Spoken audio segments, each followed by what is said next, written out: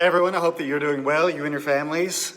These are crazy times, and I know it's tough to be separated like this. I'm used to seeing y'all every single week, but I can't do that, and so that's hard.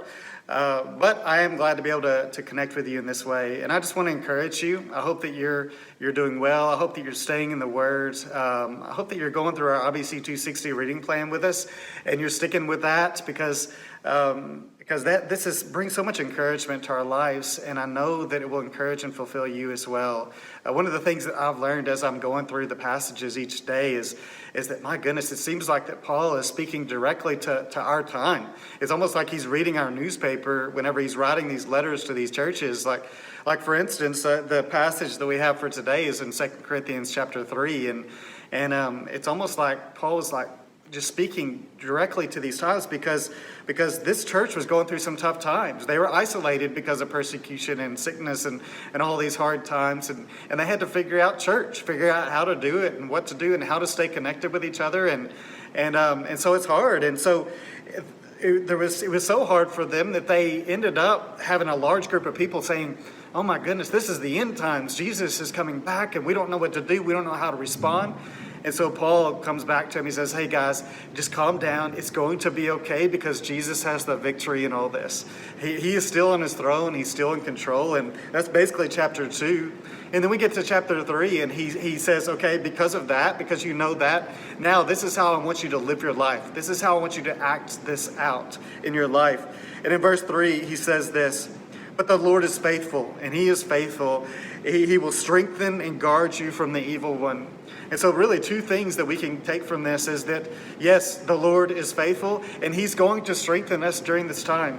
He's going to use this time that Satan meant for evil, and he's going to use it for his good, to grow us spiritually, to strengthen our faith, and to really strengthen us during this time. And I know that he's going to do that. He's so faithful in that.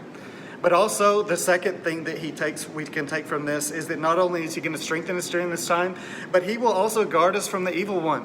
Literally, this means that he's going to stand in between me and the evil one, and he is going to be my shield and my protector. He will guard us during this time.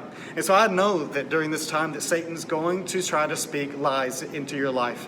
He's going to try to speak lies of worry and frustration and anxiety and fears and all those things. But I hope that you allow God to speak into your life and his truth, and you would turn off your ears and your heart and your mind to Satan's lies, and you will instead focus all of your attention on the truth of God and his voice and his word. Because really, we can view this time as two different ways. We can view it as isolation or solitude. Isolation is of the devil because he wants to speak his lies into your life, like I just said. But we can also turn that off, allow God to guard us from that, and view this as a time of solitude instead. A time of solitude is whenever we focus our full attention on the Lord and his voice and his truths of peace and love and joy and hope that he has in his faithfulness. And we allow him to speak that into our lives and him to guard us from the evil one. And so I hope that you do that this during this time, and even today, that you would turn off the voice of the world and the voice of Satan and allow God to speak directly into your life. And he closes his letter with this, and I want to leave you with this. It says, "May the Lord of peace himself give you peace always in every way. The Lord be with all of you." And I hope that you take this as a time of encouragement, and that you will just focus your full attention on the Lord and what he has for you during these crazy times. And because I know that he wants to speak his truth into your life. And so have a great week.